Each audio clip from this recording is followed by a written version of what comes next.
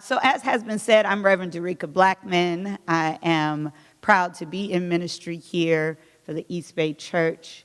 And I use she and they gender pronouns, and I really always like to talk about my gender pronouns because you can't tell what kind of pronouns somebody uses. Do they use she and her, he and him, they and them? You can't tell just by looking at somebody. So sometimes you have to ask, sometimes you have to hear about it. And I went a little bit more into that today because it's Youth Sunday. And we have this way of projecting onto younger generations that they're talking about something we can't relate to or understand. We have a way of deciding that the things they're thinking about, they're too young to be thinking about or talking about. And so I just thought it was time that I just go ahead and lean into this. So I came to preach today. And on top of it, I've had some personal experiences because you know I go best when I go with my personal experiences. And I had some personal experiences in the last couple of weeks. I found myself at my college reunion, and we were having a conversation about Dave Chappelle and the comedy special that he's done, specials actually now, where he's made some commentary about folks who are transgender. And as a person who strives for allyship in that community, it would not be right for me to stand in front of this pulpit today and not speak on it. So I intend to speak on it. And as such, all the things that have been happening in the last couple of weeks for me have really required, I might even say forced, that the topic for today is the power of intention. And so much about what happens for me in my life has to do with just my willingness to go with the flow. I wish I could tell you I'm showing up here intentionally. What is really happening is I'm surrendering, and then I just get in whatever it takes me where I'm supposed to go. Your will, not mine. That's a real thing in my life. So for me to be talking about intention today is not as a model of such. Today, my talking about intention is as a noticing, a reporter, if you will, of how it's showing up in the world around me. So I want to start with my brother, Dave Chappelle. And I say this because I start from a place of respect.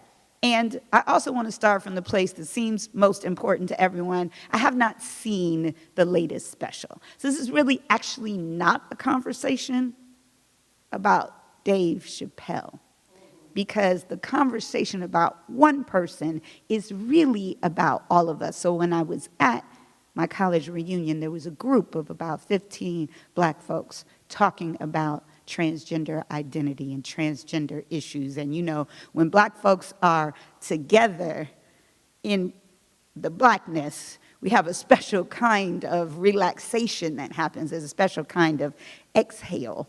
You know, Eddie Murphy did a little thing on the bus one time about white folks being with just white folks, and just the imagination that we have about what happens when we're not around. It's wild. But I can assure you that there are some things that I've experienced when black folks get together, that there's a relaxation that happens. And in that relaxation, this conversation happened about transgender folks. Many of us have a lot of questions about this new conversation that there is not just two genders, right? That there's not just men and women, that there's a conversation about more than that, and a spectrum of gender, and folks who are non-binary, as in they don't just see the two, or folks who are non-conforming and aren't actually going to go with whatever your ideas of this is. It's okay if it might feel a little uncomfortable, if this wasn't what you really thought you was coming to church for, but this is how we teach around here.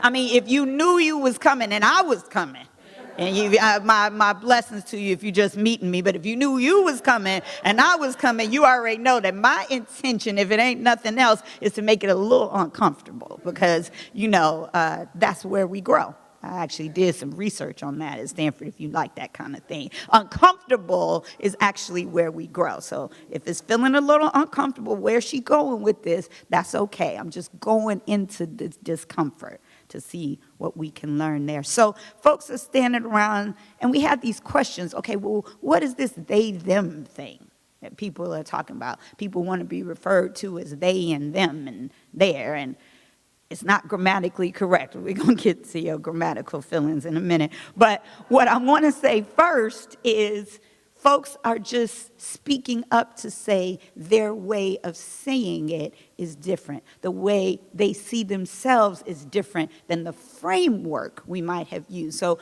I, over my 5 years at Stanford, have 4 transgender staff people. I worked with transgender students, and they taught me so much. They labored under my beliefs about things to educate me from their own lives and experiences. And after doing that, right, how many folks in your community feel like you have had to educate other people about your community by sharing your pain? Anybody felt that? You know, my community, I want you to know what it's like for being a woman, for being a person of color, for being queer. I got to educate you with the pain because that's going to get your attention. So they said they were tired of that. Anybody get tired talking about the pain of your community? I mean, it can be tiring. They say, well, we don't want to just talk about the pain anymore. We want to actually talk about the idea of gender. And I was like, well, I hear you, but I don't think people are going to get that. Right? I had a lot of opinion about what would work based upon my expertise of what had worked in the past. See, I have a lot of expertise. And so I brought that to bear in the conversation and told them, well, you know, the way it used to be, see, I had another transgender friend who said it used to be like that. I'm not talking about Dave Chappelle, I'm just talking about me, right? I had a friend, and that's how it, if you see the special, you get to it. But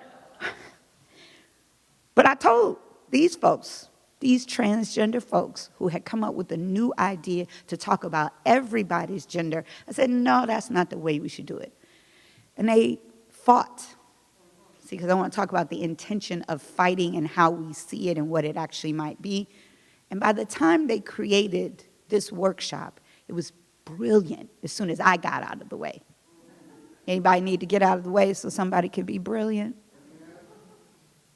I mean, you might not see it first, but just try it, getting out the way. And so one question, I can't tell you about the whole workshop in the time we have, but the first question they asked the group is, when did you first realize, when did you first learn what your gender is? Now, I asked this question to my classmates at the reunion, and they did what some of you might do. I didn't learn it. What do you mean? I always knew. And I said, let's think about that again. So just think about it. When did you first know, if you operated in the binary construct, that you were a boy or a girl? Now, you may want to say you always knew, but there typically is a few moments where somebody says to you, this is what a boy is, and this is what a boy does, and this is what a boy doesn't do. This is what a girl is, right? This is what she has. This is what she says. This is what she does. This is what she wears. This is how she sits. This is how she acts. My own daddy was how she chews. I mean, you know, some of us, maybe not you, some of us had a whole lot of teaching. A whole lot. See, older folks tell me, well, we didn't have that back in my day. I said, you ain't have a girl that didn't want to wear a dress?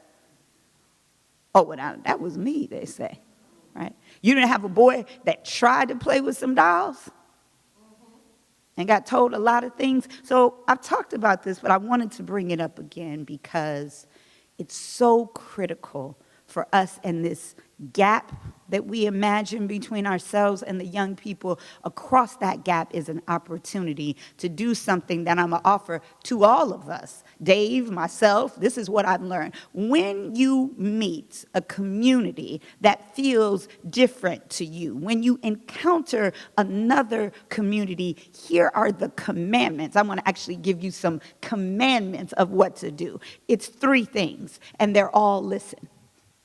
Just give you the headline.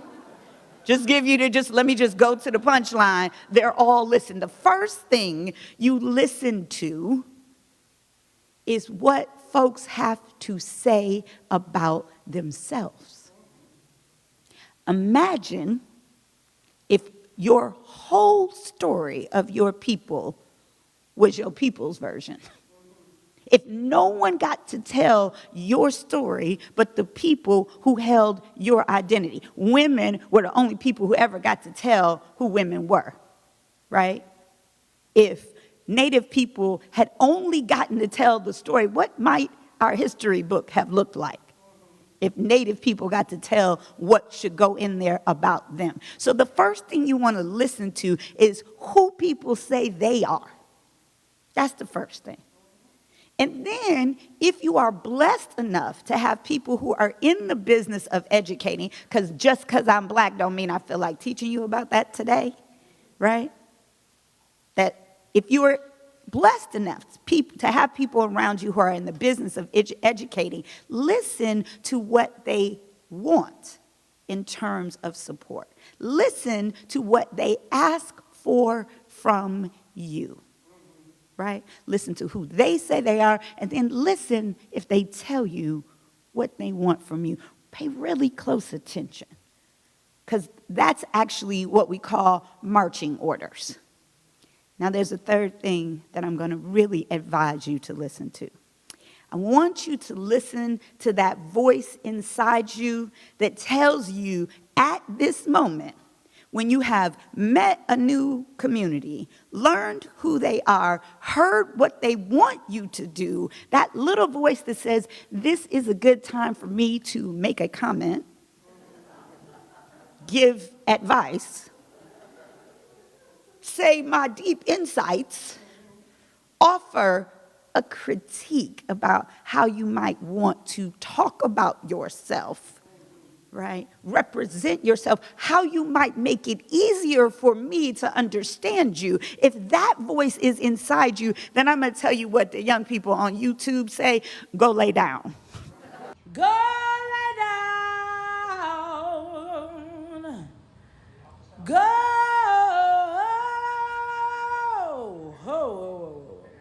Lay down. I'm about to go lay down.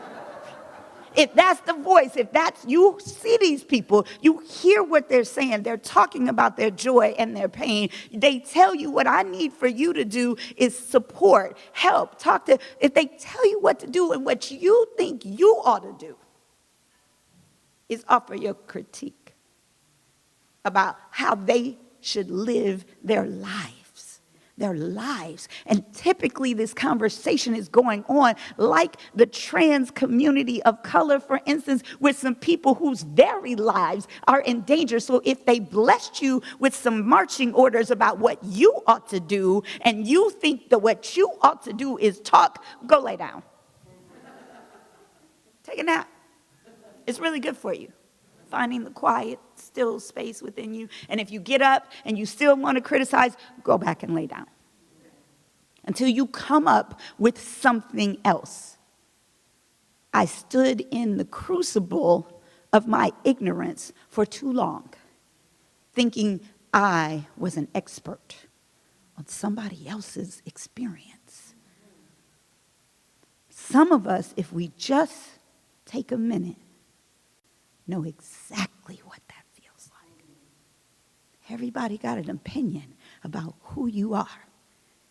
Everybody got an assignment about what you should do to make them feel okay about you. Everybody thinks this about you is something they ought to have. What is it? I got a right to my opinion. There's a difference between appreciation, because I understand we got to have comedians. That's all right. There's a difference between appreciation and appropriation, and it has to do with the amount of time you spent listening. Not to one person so you can say they represent the whole of the community, but you stop to listen and learn about Dia de los Muertos instead of thinking you could actually dress up in a costume and got it. Do you understand? It's that time that you spend listening that really is the difference. And giving credit to a community, amplifying their own voices. You want to talk? Give people a platform to tell their own stories, right?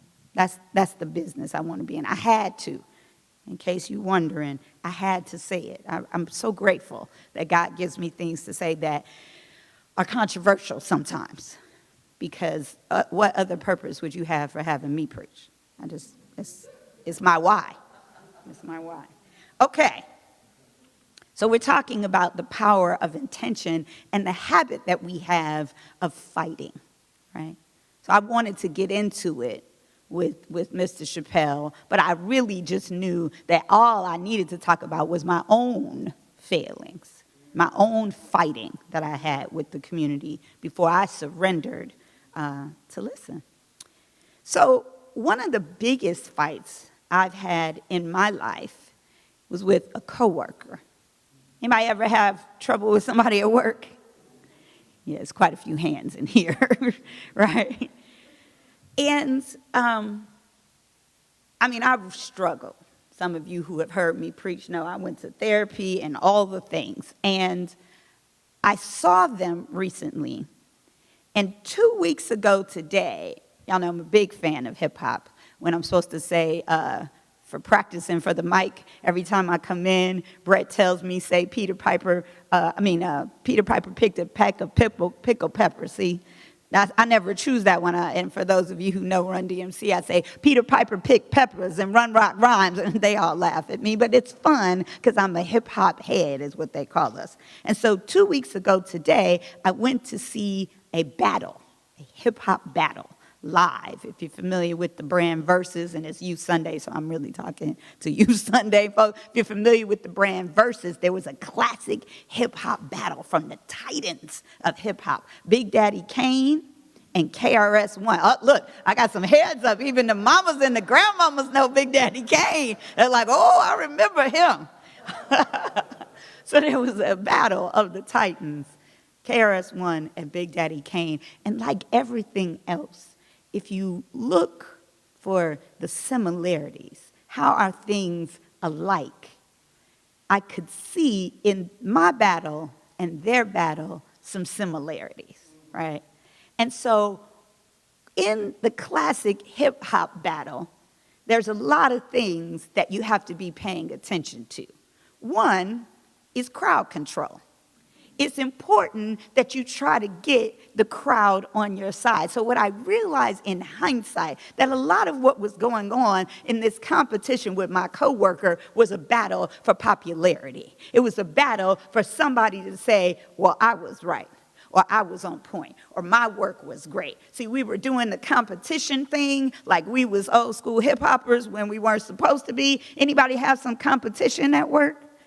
Not you, they were trying to compete with you is, what was happening. And so here we are poised for battle, talking to everybody on the sidelines. Do you know what she said to me?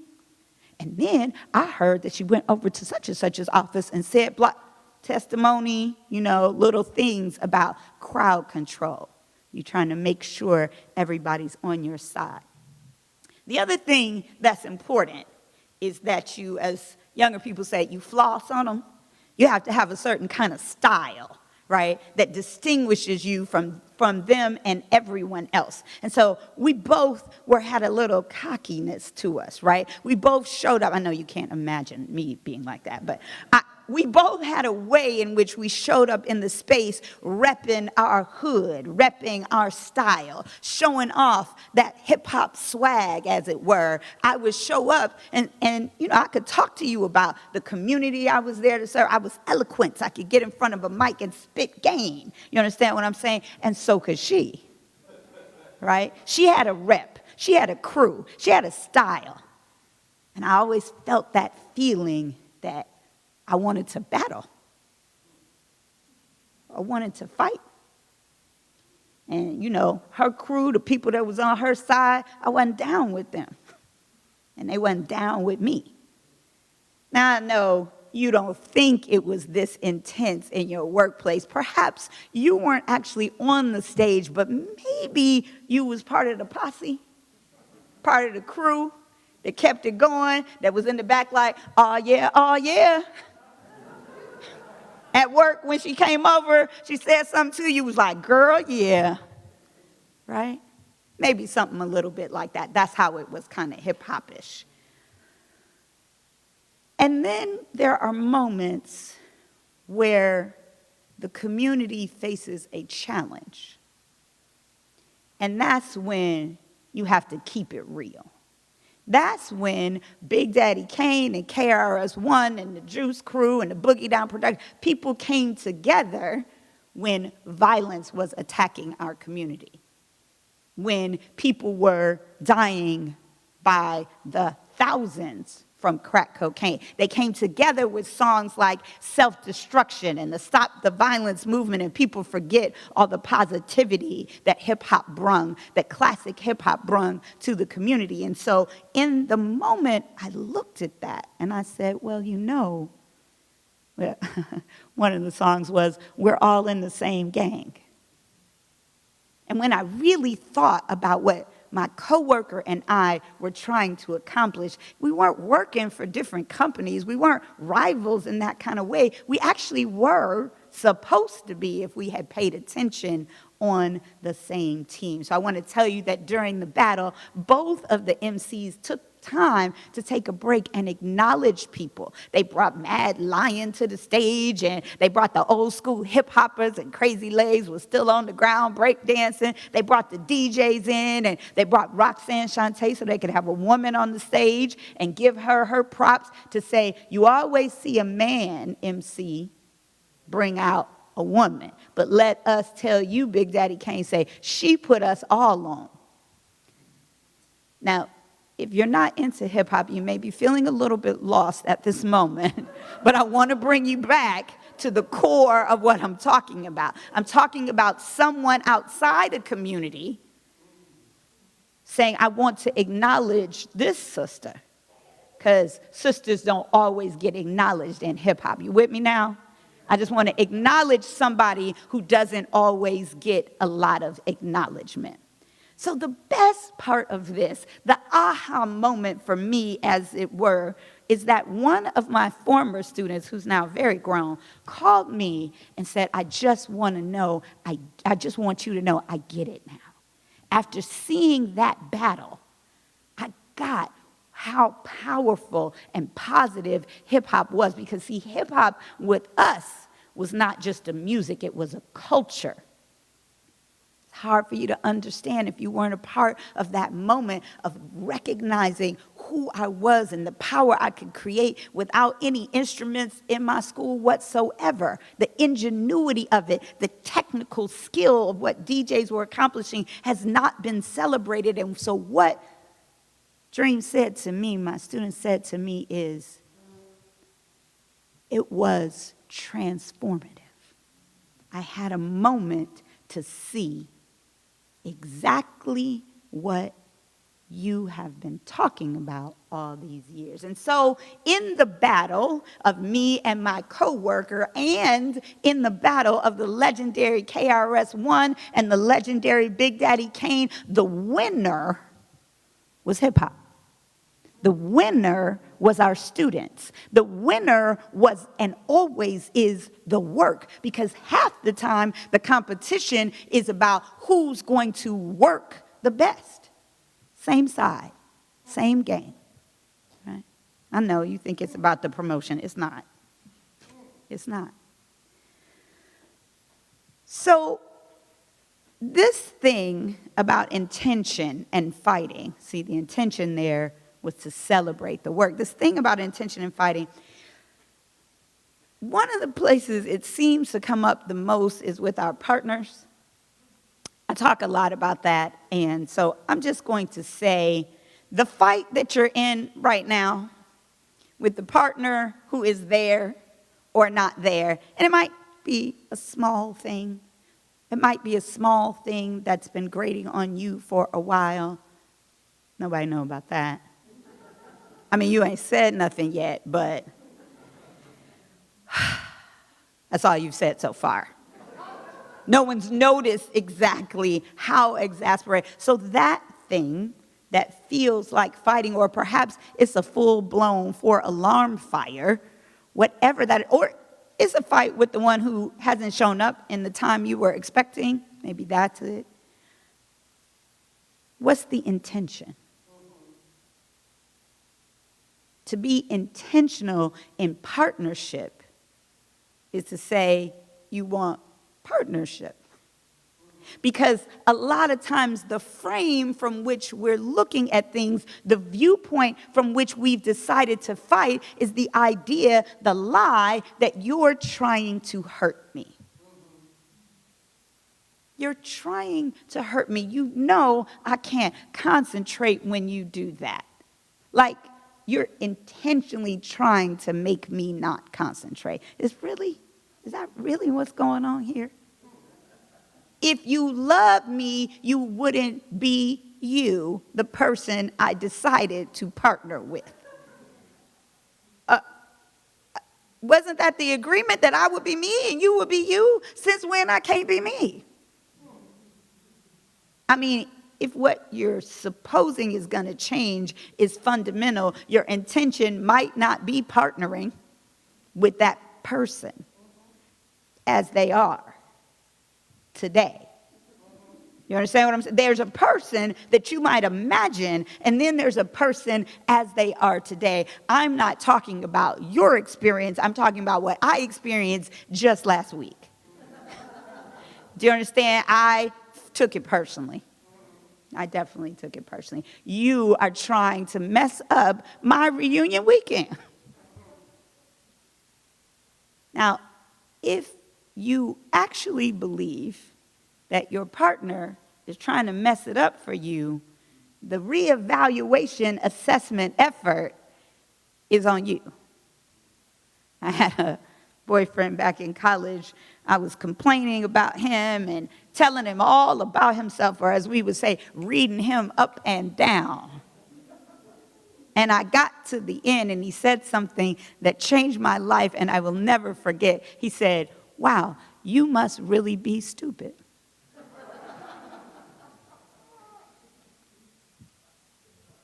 Oh, that was a good one. And that's real. There's only one of us. Isn't that this metaphysical thing that we teach? There's only one of us. So whatever is going on outside is actually a reflection of what's going on inside. So the thing we have to do is make up our double mind. Either I'm trying to partner with you or I'm trying to fight you. And it has to do with those false beliefs. So just in time for Youth Sunday, I have one more story to share. And it was actually a really, really powerful moment that I was able to bear witness to with my sister and my niece. Now, to give you a little backstory on this situation, my sister and my niece have been fighting quite a bit. And it's been very rough. Rough for the two of them and rough for all of us in the community around them. You know when something is getting kind of bad and you feel like you have to intervene? You like, okay, this is getting out of hand. It's felt like that sometimes. Like, not how can I judge, but how can I support? What is mine to do here, right? Because if you have given birth or just raised other human beings, because I have some that I gave birth to, one that I gave birth to, and several that I raised. But if you've had that experience, you know it ain't easy. When we were in youth ministry, one of the mothers there who I was giving advice to, she said, "You just wait. You got a lot of advice right now, but you just wait." And my sister, just like me, has worked with youth most of her whole life. And it's sure different. Sure different when it's your own. And so we're all trying to figure out how to be in support. And it was my sister's birthday, and we all came together to celebrate her, and we all gave some words of appreciation and acknowledgement for her. And so when it got to be my turn, I talked about her personality and her style and how fun it was to go to the hip-hop show with her. So, you know, she's my homegirl. And I had to take a moment to speak into existence. Remember, metaphysicians, that is what we do. We speak things into existence, right? Every word we say is a prayer. So I'm just going to remind you of that for the rest of the day, week, month, life.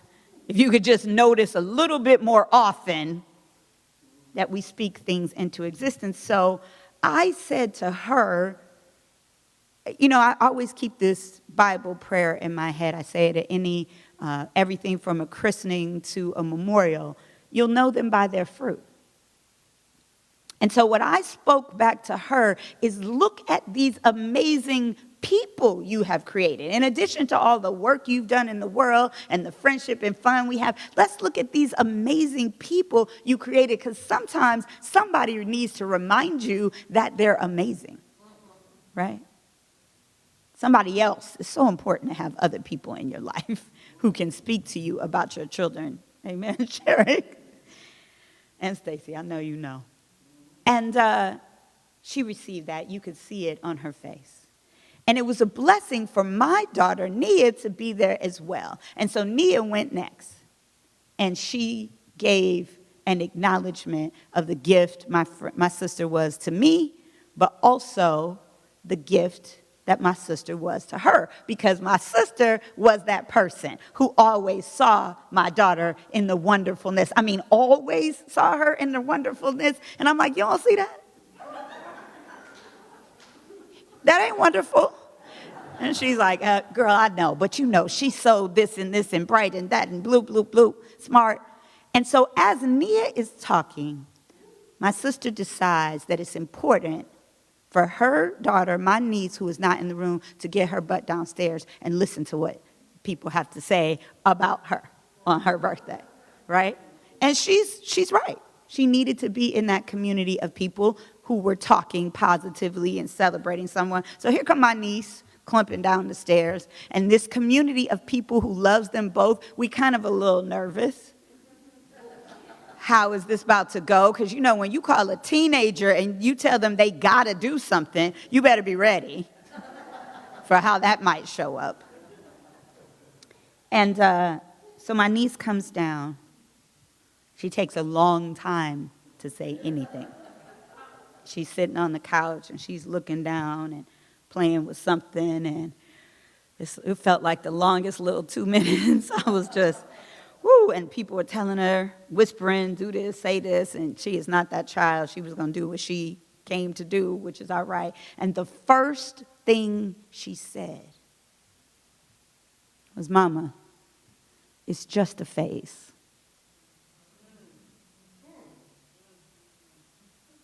So I'm just going to preach from the gospel of Rosie today and tell you, whatever you're going through, it's just a phase. It's just a phase. And somebody ought to tell you, whether it's your coworker or the community that you don't understand, whether it's your partner or it's out of the mouth of a babe, it's just a phase. And then she said, I see you. You keep saying I don't see you, but I do. I see you. And she said it kind of laughing like, I know I've been pretending like just not to see you, but I do. Because the good is never invisible. It's always right in front of you, and God is always good, and the good is all there is. I mean, that is one of the core principles. So you might want to be looking for it, because it is there. I see you, I love you, is what she said. The universe is working for our good, even in this what felt to be almost dangerous relationship that was going on here. We was like, okay, we got to get between y'all. She said, I see you. I love you. And I know you got my back. You better speak your word. I know I can speak on even what I sometimes act confused about. I know you got my back. Somebody who isn't acting like it to your way of how it should appear, actually, their intention is not to fight. Their intention is to see you, to love you, to recognize that you have their back. Thank you, thank you, thank you.